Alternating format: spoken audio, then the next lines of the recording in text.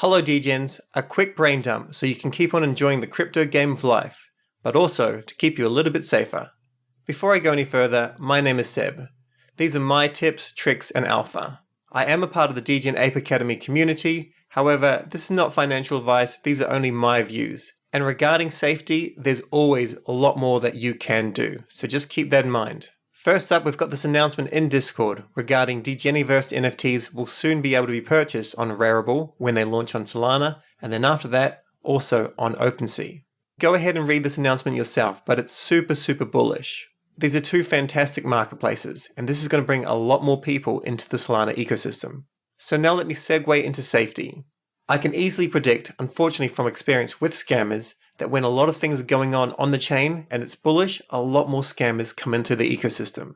And even worse, they tend to evolve their skills in order to scam you faster than we can normally educate ourselves or educate our community. Alright, so as we enter this NFT boom, especially for the blue chips in my opinion, we need to stay ahead of the scammers. Here are some of the common things that they will do.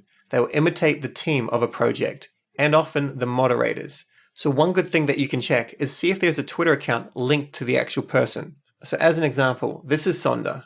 Right click, click on profile, scroll on down, and you can see that she has linked her Twitter. Let me show you a few others. Let's have a look at Crass, profile, scroll down, here's Crass. Her Twitter is all linked, you can see her followers and how many people she's following.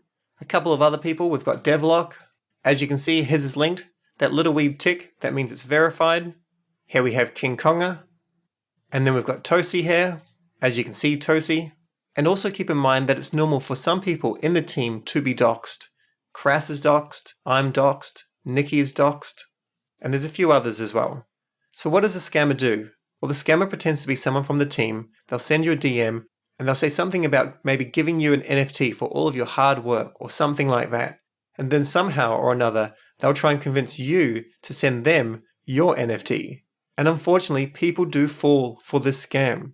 It's like the movie Taken. These people have a certain set of skills and they know how to use them.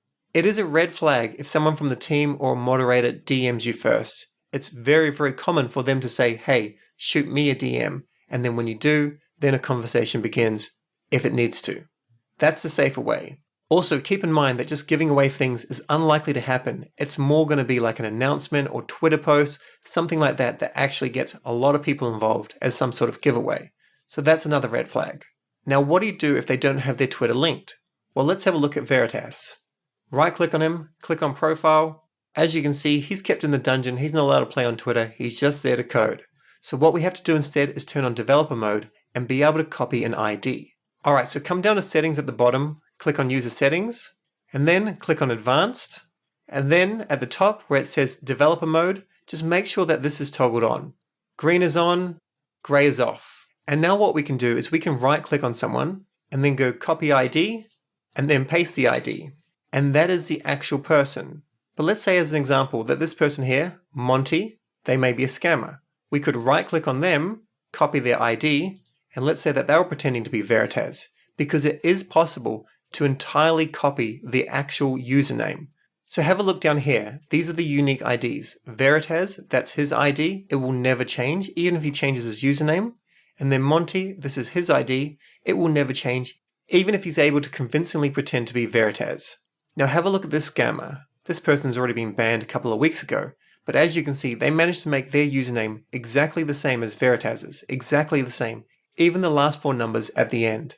The only thing that's different is the ID. So that's why it's really important to get that ID and then go down to the Report Bad Apes channel, put in the ID, their username, and a screenshot of the DM between you and the potential scammer.